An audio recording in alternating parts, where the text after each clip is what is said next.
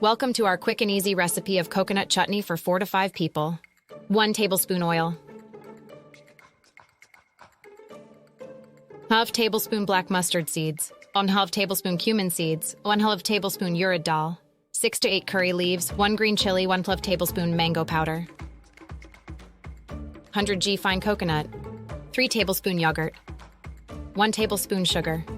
5 tablespoon chana.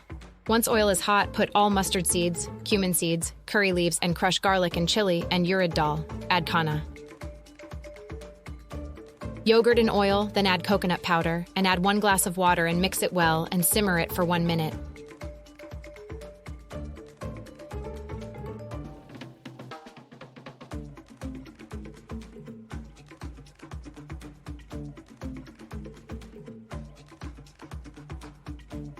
Put it in mixer jar and ready for crush.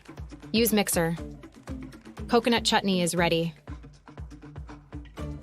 Like, share, and subscribe for more videos.